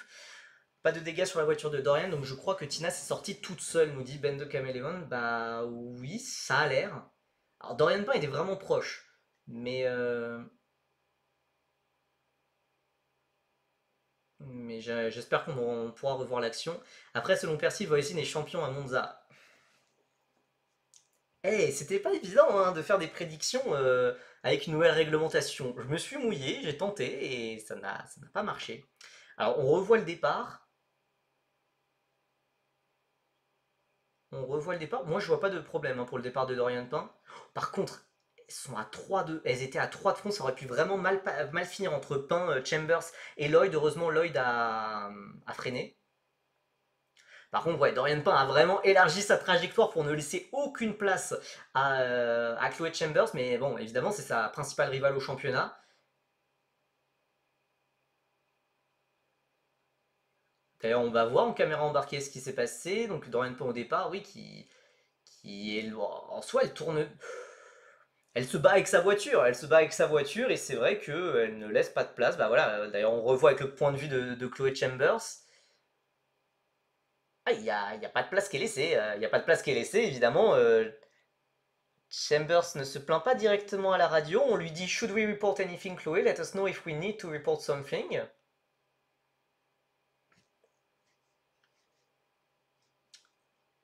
Oh, et par contre la connexion elle est compliquée, elle pourrait être pénalisée. Bah ouais, ouais, elle pourrait être pénalisée. Et je suis embêté là, pourquoi je rame autant? Pourquoi je rame autant? Ah oui, oui, Chloé Chambers, oui. She pushed me out of the track. Of course, we need to report. Bon, moi je vais essayer de fermer les onglets, je sais pas. Et on va voir, oui, la caméra embarquée de Dorian Pain quand elle. Ah, c'est Tina Houseman qui la perd tout seul, hein. En sous-virage, elle part un petit peu sur le vibreur et c'est un petit peu, je crois, similaire à ce qu'a fait Antonelli, je crois, en essai hier. Et c'est Alicia Palmowski qui a shooté l'un des panneaux de polystyrène qui avait été préalablement shooté par Tina Houseman.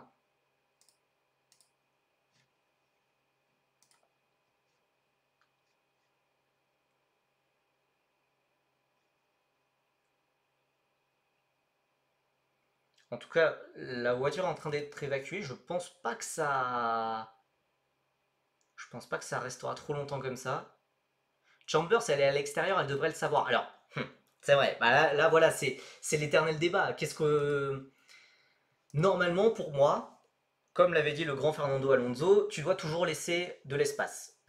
Sauf qu'en l'occurrence, maintenant en F1, t'as l'intérieur, tu peux faire ce que tu veux ensuite. Donc ça dépend. En fait, malheureusement, ça dépend. Week-end après week-end, ça change. Parfois, il y a des pénalités pour ça. Et parfois, il n'y a pas de pénalité parce que on considère que Dorian Pain, enfin, que la pilote à l'intérieur était à l'intérieur du virage et que donc c'était son virage. Voilà, ça change un petit peu tout le temps. Mais évidemment, l'incident a été noté hein, entre Pain et Chambers. Et la safety car va pas tarder à s'en aller à la fin de ce tour.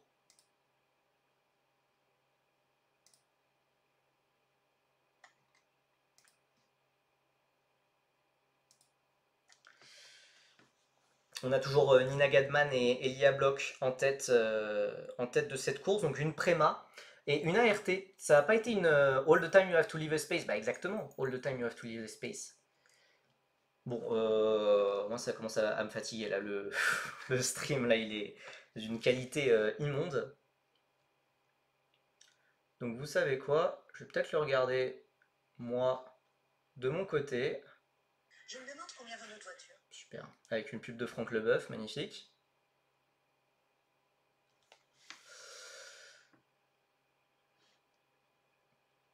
Ah oui, on est tellement relancé. Mon Dieu. Oh, Dorian Pain qui s'est complètement manqué. Qui s'est complètement manqué au banking et qui vient de se faire passer par Ella Lloyd. Oh, purée, purée, c'est pas possible. Et Dorian Pain, et même peut-être que Maya Veug va même essayer d'en profiter. Elle s'est complètement manquée à la relance.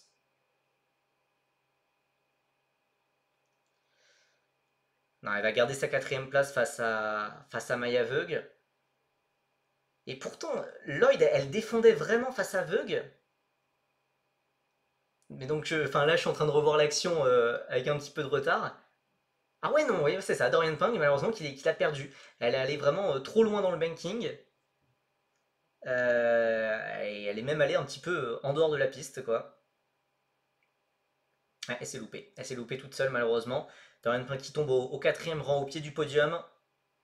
Et qui maintenant même regarde dans ses rétros face à Maya Veug. Hein.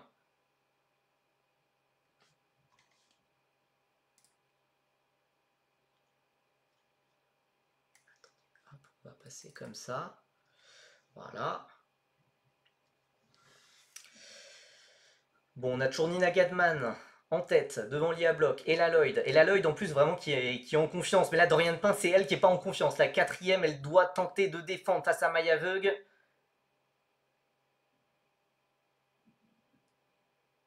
Maya Veug qui tente de se montrer un petit peu dans les rétros. Là, on est dans le premier secteur.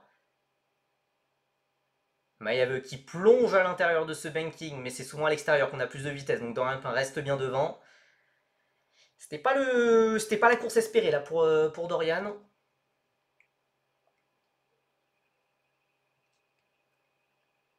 Bon, après ça, alors qu'on, eh ben, on va revoir ce qui s'est passé justement avec Dorian.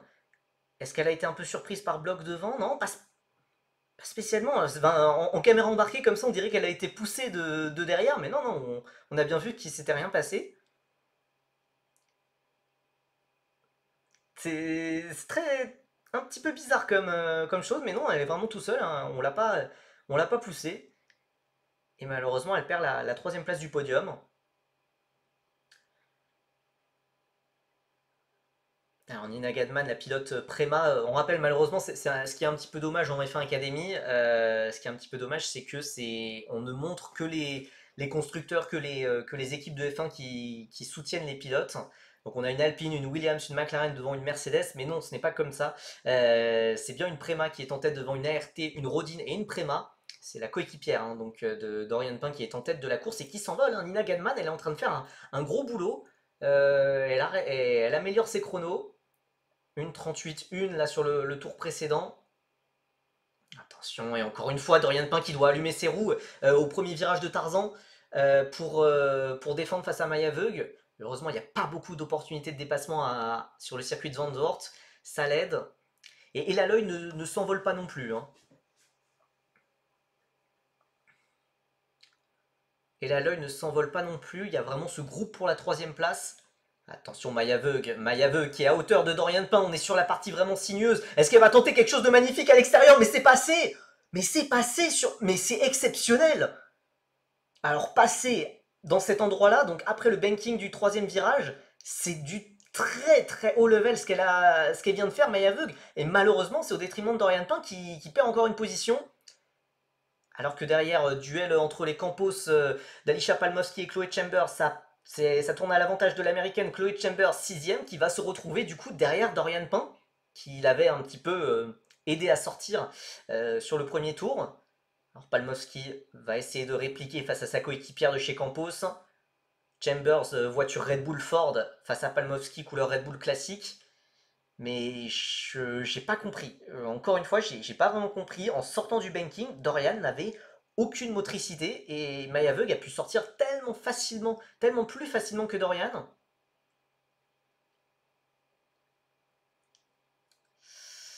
C'est pas la course espérée pour Dorian. Donc est-ce que alors on l'a vu déjà un petit peu allumer ses pneus, hein, Dorian. Est-ce que c'est ses pneus qui sont trop usés? Mais si c'est le cas, c'est vraiment alors qu'il n'y a pas d'enquête. Alors c'est déjà une bonne chose pour Dorian Pin. Il n'y aura pas d'enquête supplémentaire pour l'incident entre Pin et Chambers du premier tour. Maillard qui retente, qui tente là pour la troisième place d'Ella Lloyd, ça ne va pas passer. Je pense que Dorian a loupé la chauffe de ses gommes. Ouais. Alors après, on était un petit peu à distance de la relance de safety car, mais pas impossible. Et là, c'est surtout Dorian Pin, là, elle a une pression énorme de Chloé Chambers. Mais c'est important, là. Il faut marquer des points sur cette course-là. Elle partait devant Chambers et Veug. Et, et là, elle s'apprête à peut-être perdre des points à la fois sur Veug, qui est déjà passé quatrième, et peut-être à la fois sur Chambers, qui est juste derrière, qui est vraiment dans la crash box de Dorian Pin.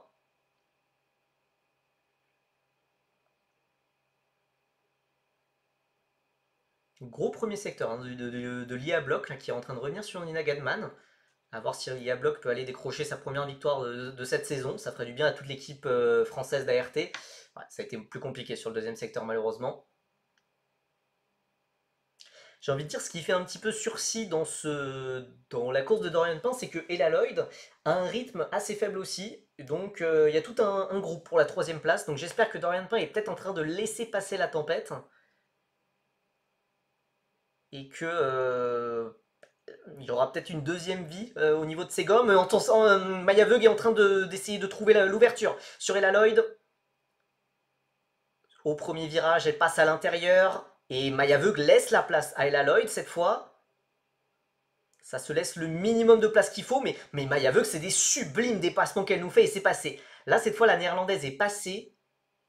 La jeune pilote Ferrari prend la troisième marche du podium à Ella Lloyd. Et là, évidemment, l'objectif, c'est de revenir sur le duo Gadman-Block qui a pris 2-3 secondes d'avance.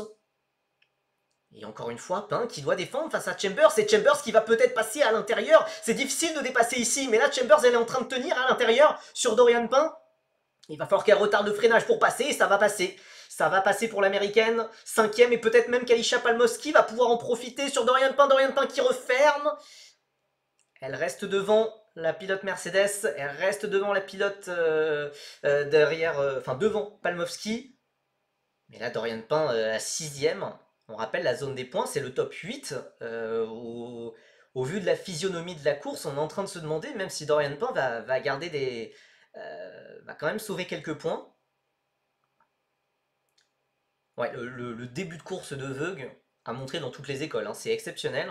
Alors qu'il y a un drapeau noir à disque orange pour Alba Orup Larsen, qui est 9ème, qui faisait un bon début de course vu qu'elle a manqué en qualification.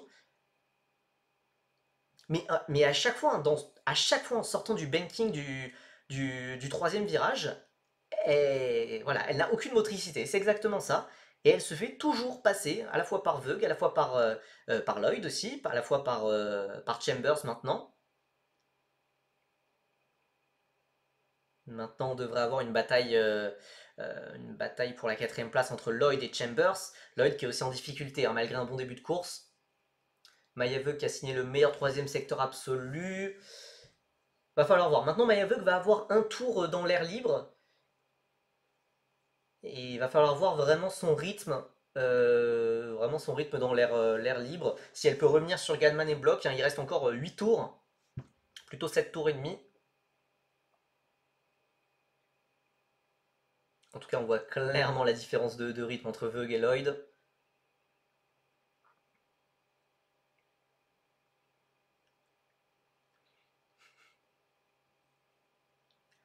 Ouais, on n'a pas commenté la bonne course de F1 Academy. Alors après, on peut essayer. Enfin, l'espoir qu'on peut avoir, c'est peut-être que Dorian Pain ait sauvé des pneus neufs pour la course de demain. Maintenant, je ne sais pas si c'est la meilleure stratégie à avoir, car elle partira cinquième, alors que là, elle partait quatrième. Alors qu'on revoit une action un petit peu plus loin dans le peloton, Aurelia Nobles qui a tenté de passer sur Courtney Crone qui a allumé ses pneus au virage 1. Il n'y a pas eu de contact visiblement et Nobles a un petit peu tassé. Ouais, si Nobles a un petit peu tassé Courtney Crone à la sortie du virage, la pilote Puma face à la pilote Haas, mais ça s'est passé pour Nobles, non, c'était assez propre.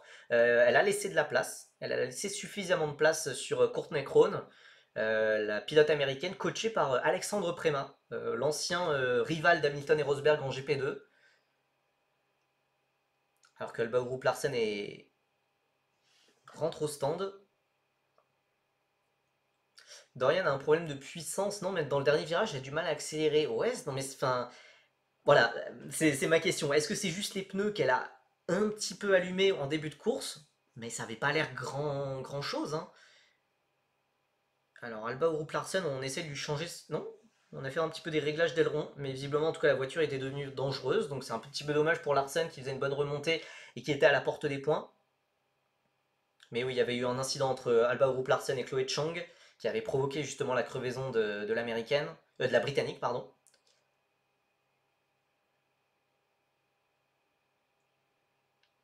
Maya Veug hein, qui a signé le meilleur tour en course, mais qui n'a repris que 2 dixièmes finalement à l'IA Block. Donc certes c'est la plus rapide, mais la marge est pas si impressionnante.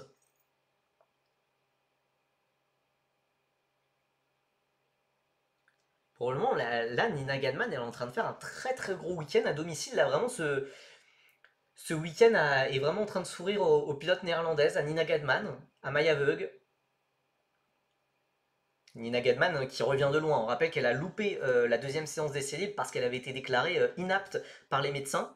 Euh, Probablement, peut-être, alors ça on peut que supputer, mais probablement des suites d'un crash qu'elle avait eu en essai il y a quelques semaines, où ses vertèbres avaient un petit peu pris. Mais elle avait fait la première séance d'essai libre 1. Il n'y avait pas eu l'air d'avoir particulièrement de soucis pour Nina Gadman. Et elle avait été déclarée inapte pour la deuxième séance et finalement déclarée apte pour la séance de qualification. Et visiblement, ça pourrait être vraiment une belle histoire de rédemption là, pour Nina Gadman dans un week-end très chaotique, mais qui pourrait s'imposer à domicile, qui a une seconde d'avance sur l'IA Block. Alors qu'on est en caméra embarquée là avec Chloé Chambers. Chloé Chambers qui sait qu'elle peut marquer des gros points, à la fois, enfin, qu'elle peut grappiller quelques petits points sur Dorian Pain. Dorian Pain qui est derrière, et la Lloyd qui tente de défendre. À l'intérieur, on informe Chambers à la radio qu'il faut aller continuer de mettre la pression à Lloyd.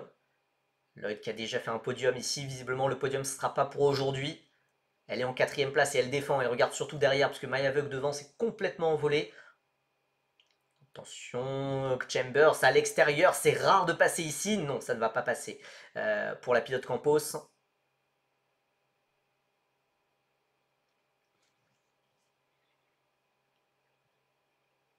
Non, c'est surtout, non, c'est pas tant dans les virages rapides qu'elle perd du temps, je trouve. Oui, c'est ça, c'est vraiment à l'accélération pour moi. À l'accélération, il y a vraiment un manque de motricité complètement dingue, quoi. Chloé Chambers qui a une bonne aspiration sur Ella Lloyd. On rappelle qu'il n'y a pas de DRS, il n'y a pas de push-to-pass avec ces voitures. Juste de l'aspiration.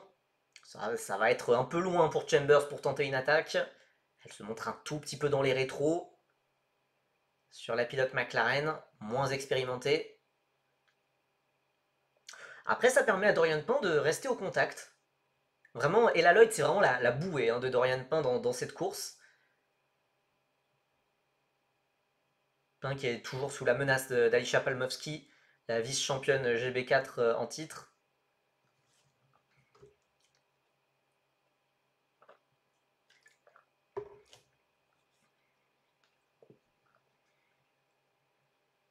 D'ailleurs, c'est l'anniversaire de Ganman aujourd'hui. Ouais, ouais, ouais, exactement. On va voir, hein, il y a Il y a peut-être des beaux anniversaires. Elle partage donc son anniversaire avec Dries Van Langendonk. Alors avec plusieurs années d'écart, je crois que Chambers... Oui, il y a eu un contact entre Chloé Chambers et la Lloyd. Et la Lloyd est toujours devant la pilote galloise. Mais oui, la réalisation s'est un petit peu attardée sur Dorian Pain. Mais la bataille chaude qu'il y avait était vraiment devant. Chambers qui va devoir y retourner. Mais oui, 21 ans aujourd'hui pour la leader de la course Nina Ganman.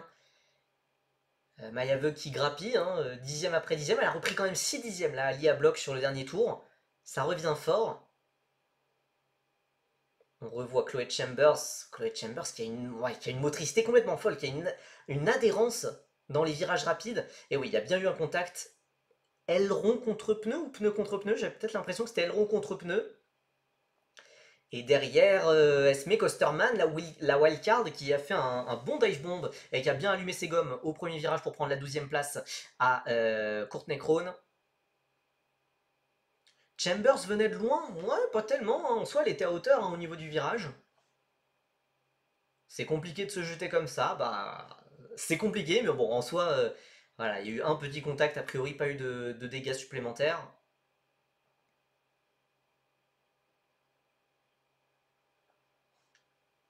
A priori, en vitesse de pointe, Dorian Pain serait 6ème, hein, selon le classement de la F1 Academy.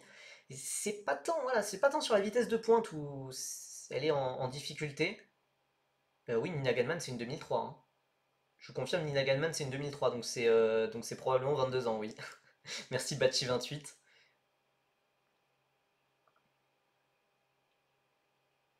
Ouais, c'est plus l'accélération que la VMAX, je suis d'accord. Je suis d'accord.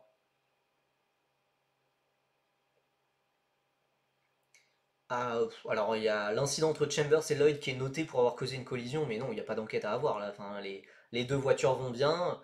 Chambers a tenté une manœuvre, c'est pas passé, voilà. Enfin, un partout, balle au centre, il y a rien à redire là-dessus. J'espère en tout cas. Il va rester, euh, il va rester 3 tours. Gadman toujours en tête, une seconde d'avance sur Block, qui a même une seconde 2 d'avance sur Mayaveug. Ouais, Pain a repris un peu d'avance sur Palmowski, je suis d'accord. J'ai cru voir dans l'arrière-plan Palmowski aller un tout petit peu dans l'herbe, parce qu'on a vu un peu de poussière derrière Palmowski à un moment. Après le banking du virage 3, bah d'ailleurs, bah voilà, c'est ce qu'on remonte, c'est ce qu'on remonte, c'est ce qu'on remonte. Ouais, c'est ça, Palmowski qui s'est loupé, oh, qui a eu de la chance même, car elle a un petit peu perdu la voiture et a réussi à la rattraper au bon moment. Mais elle a perdu la voiture, elle est passée dans l'herbe, elle a un petit peu rebondi sur les vibreurs. Et elle était un petit peu passagère de sa voiture, mais donc c'est bien ça. Alors, on nous montre enfin le trio de tête. On avait l'impression qu'il n'y avait que Lloyd et Chambers dans cette course, mais on nous montre le trio de tête, ouais, Veug qui a fait la jonction avec Lia Block. On informe évidemment Lia Block à la radio qu'elle doit donner tout ce qu'elle a. Je pense qu'elle est au courant de ça, la jeune pilote Williams, la fille de Ken Block. C'est pas des homonymes, hein, c'est bien la fille du regretté Ken Block, le pilote de drift. Pas d'enquête évidemment entre Chambers et Lloyd, pas trop de surprises là-dessus. Est-ce qu'on peut avoir un doublé néerlandais? Très honnêtement, au vu de la course complètement dingue de Mailleveux, que ça serait mérité. Alors qu'Aurélien Nobles était à la bataille avec Rafaela Ferreira pour la 10e place, et c'est passé pour la pilote brésilienne. La pilote Puma qui doit avoir des pneus en décomposition vu le nombre de blocages de roues qu'elle a fait, mais c'est passé. C'est passé pour la brésilienne. Et Mailleveux qui va essayer au premier virage sur Lia Block. Lia Block qui reste à l'extérieur. C'est souvent la meilleure solution, l'extérieur ici. Bon, Mailleveux, attention à pas partir au contact non plus, hein. Et la Lloyd et Chloé Chambers qui sont 5 secondes derrière ne demandent que ça. Mais attention à pas trop en faire et à pas trop gâcher. Puisque là, Mailleveux, elle nous a fait une course vraiment sensationnelle. Ouais, enfin, Nobel, elle a allumé ses pneus, mais d'une force 2 fois. J'aimerais pas être ses pneus avant, hein. Et Rafaela Ferreira, qui est la troisième pilote Campos, hein, qui est la coéquipière de Chambers et Palmowski, malheureusement beaucoup beaucoup plus dans le dur que ces deux coéquipières qui font des très très bonnes saisons.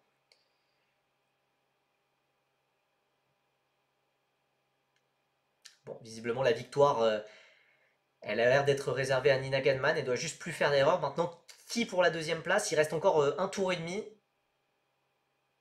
Il va encore y avoir des opportunités de dépassement. Maya Vogue, elle doit faire comme ses précédents dépassements. Elle doit essayer de trouver le bon moment, de bien construire le dépassement. Je pense qu'elle a pu rester un petit peu, elle a pu rester derrière Block pour un petit peu évaluer quelles étaient les faiblesses de la pilote américaine, de la jeune pilote Williams, pour voir quel était le meilleur moment pour dépasser. Bon, Maya Vogue, elle est bien placée, elle va avoir une bonne aspiration là en sortant du banking du dernier virage.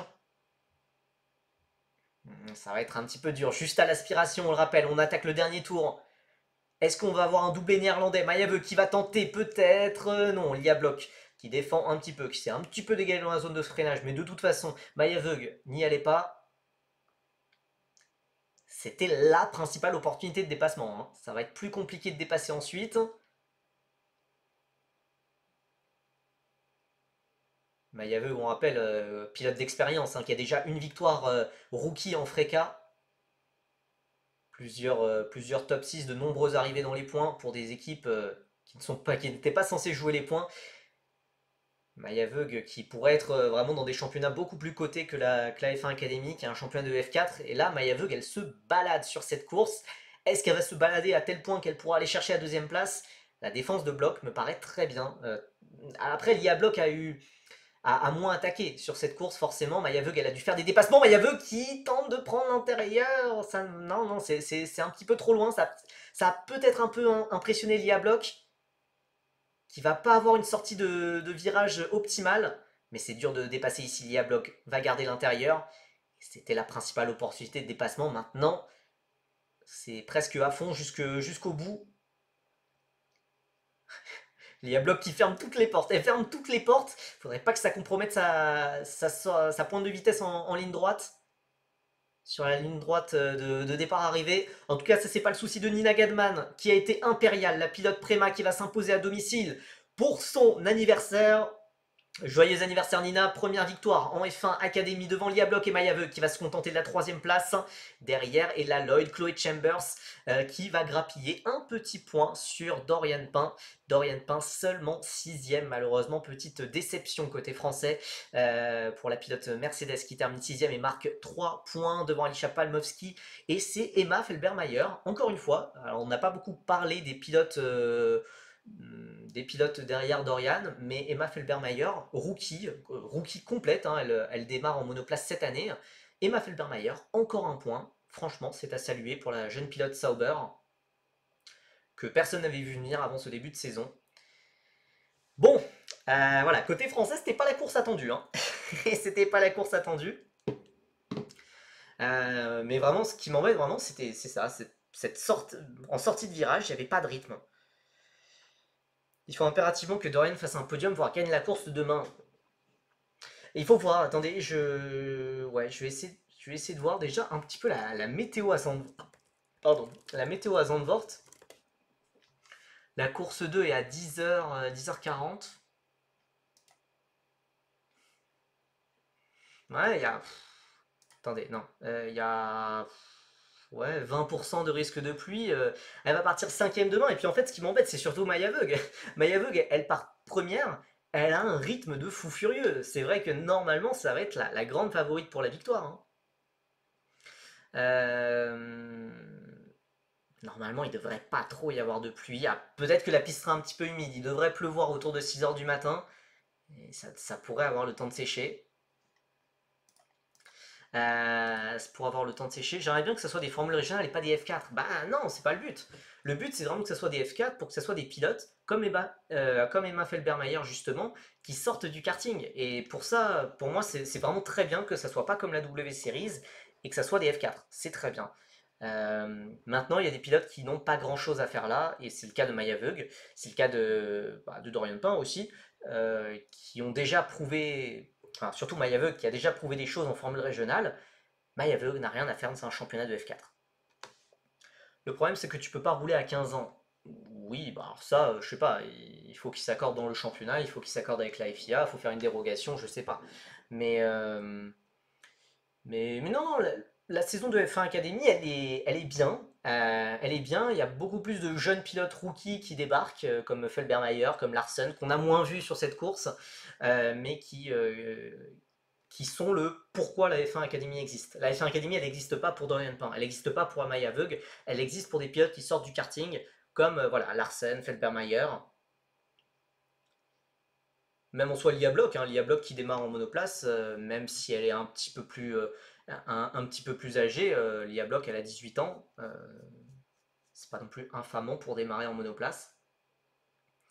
Évidemment, pour Nina Ganman, elle a dû passer par toutes les émotions ce week-end. Alors là, de célébrer la victoire le jour de son anniversaire après avoir été déclarée inapte la veille pour faire la séance d'essai libre 2. Mais ce qui me fascine, ça peut pas être un problème de setup, ou alors vraiment, Dorian a fait un setup complètement différent de celui de Nina Ganman, mais Pain et Ganman sont coéquipières. Donc, ouais, je viens de voir que El Fegali a une page Wikipédia avant El Schaufler, j'en connais un qui va déclarer la guerre. Ah, une pensée à Homero. Après, je suis pas sûr que El Fegali mérite une page spécialement. Est-ce que le classement de la Wikipédia est à jour? Non, malheureusement non. Malheureusement non. Bon, écoutez, c'était un petit live assez sympa quand même. C'était un petit live assez sympa quand même pour parler un petit peu de, pour revenir un petit peu sur l'actualité. Oh, merci Antoine FRT. Quand c'est pas Xeon 4, c'est Antoine FRT pour nous donner les classements. Best lap, attends mince. Best lap pour Mayaveug, je pense. Oui, Mayaveug, 1,36,8. Meilleur tour pour Mayaveug qui va donc décrocher un point supplémentaire, donc il va marquer 7 points et pas 6. Donc, selon Antoine FRT, nous avons Dorian Pain toujours en tête du championnat, mais avec 19 points d'avance sur Chloé Chambers et 29 points d'avance sur Maya Veug. Tiens, et la Lloyd, oui, qui est quatrième au championnat, c'est vrai qu'elle n'est pas si loin, elle non plus. Prochain live mercredi. En fait, oui, je vous l'ai pas dit, tiens, je vous l'ai pas dit, mais lundi, mardi, mercredi, je ne suis pas ici, je suis sur le circuit de Nevers-Manicourt pour les quarts de finale et demi-finale de Field Racing. Donc je ne sais pas exactement quand je rentre, mais oui, évidemment, de toute façon, le week-end prochain, ça va être live tout le temps. F1, F2, F3, Freca, Eurocup 3. On va se régaler, en plus finale de Formule 3. Donc on va faire pas mal de live. On va faire pas mal de live sur le week-end et je pense qu'on fera un live de preview. Ouais, peut-être jeudi soir, ce sera peut-être un petit peu plus simple pour moi, parce que mercredi, je sais pas exactement quand je termine. Mais voilà, quart de finale, demi-finale, Field Racing, ça va être sympa d'être présent sur place. Il y a pas mal de jeunes pilotes français qui sont engagés, donc que j'ai hâte de rencontrer pour la première fois pour certains. Donc voilà, mais là, petit live IRL à Manicourt. Je pense que vous surestimez les capacités de réseau à Manicourt. Par contre, j'aurais dû vérifier avant, mais le Airbnb dans lequel je suis, je pense pas qu'il ait la fibre. Vlog,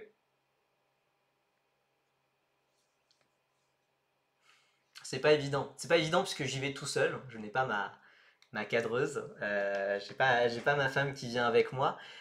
Donc c'est un peu moins évident à faire les vlogs. C'est pas impossible.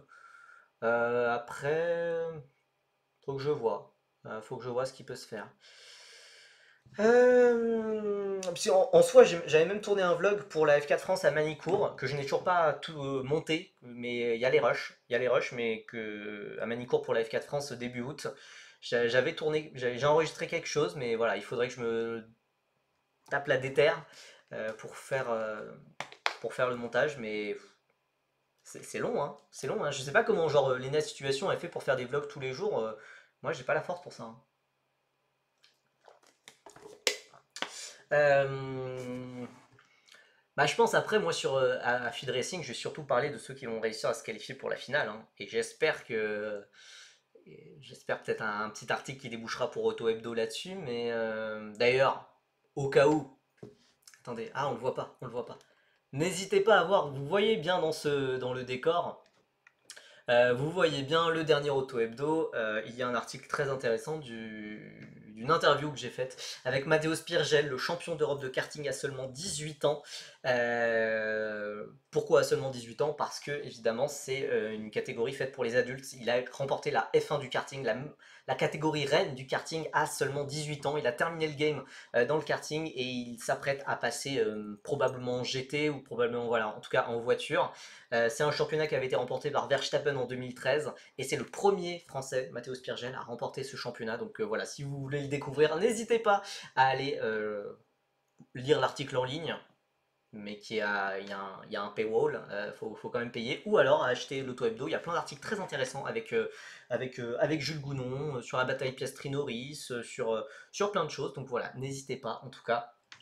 C'était un plaisir d'avoir pu faire ce petit live chill pour reparler de l'actualité de la semaine.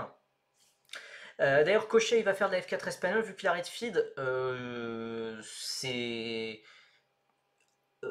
Il arrête. Oui, enfin, il ne fera pas les quarts de finale de feed racing.